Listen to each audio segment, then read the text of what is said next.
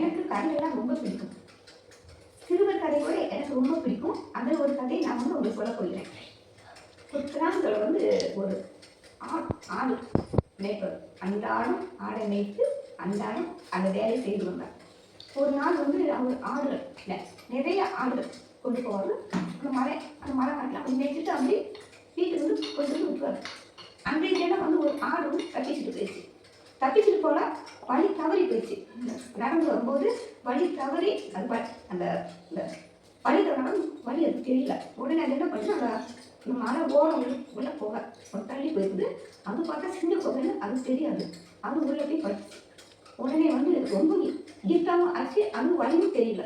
உடனே என்ன ஆச்சுன்னா இருட்டு ஆக ஒரு பயங்கர சத்தம் கேட்குது. அப்போ ஆடுக்கு நல்லா தெரிஞ்சு போச்சு, இது வந்து சிங்கத்தோட சத்தம்ட்டு நம்ம வந்து தைரியத்தோடு செயல்படணும், துணிச்சலோட செயல்படணும் தைரியம் வந்தது. அந்த சிங்கம் வந்து அந்த புகைப்படத்தில் வரணும், ஆட்டை பார்க்கணும், ஏதோ ஒரு புது மாதிரி தெரிஞ்சுக்குது. இது யாரு தான் தெரியுது. உடனே வந்து ஆடு சொல்லிட்டு நான் வந்து உன் சிங்கத்தை சாப்பிட்டேன், வா நீ வந்துட்டியா, வா வா அப்படின்னு சொல்லுவோம். சிங்கம் அலை அடிச்சுட்டு வீட்டுக்கு ஓடி அப்போ எதிரும் நிறைய வருது.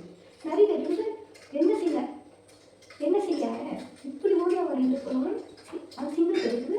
அந்த மூலையில் ஏதோ ஒரு ஊர் மாதிரி தெரிஞ்சு சிங்கத்தையே சாப்பிட்டுதான் சொல்லுவோம். அப்படியா உங்களை சாப்பிட யாருக்கான காட்டில் போட்டு வாங்க சிங்கம் பயந்துருது.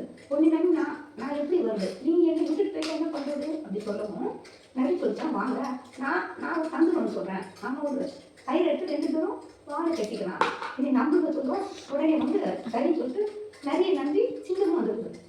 அந்த பவுர்களை தலையை காண்போம்.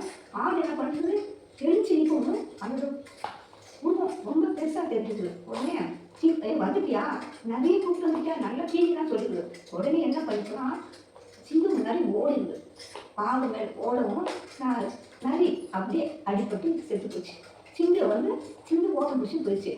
மறுநாள் காலையில் ஆடு மேய்ப்பவர் அந்த சைடு வந்ததும் ஆடுகள் சட்டம் கேட்டதும் அந்த ஆடு போய் அவங்களோட சேர்ந்து சந்தோஷமா இருந்தான். இது வந்து என்ன தெரிஞ்சு நமக்கு துணிச்சலும் தைரியம் நல்லதுக்கு தேவை.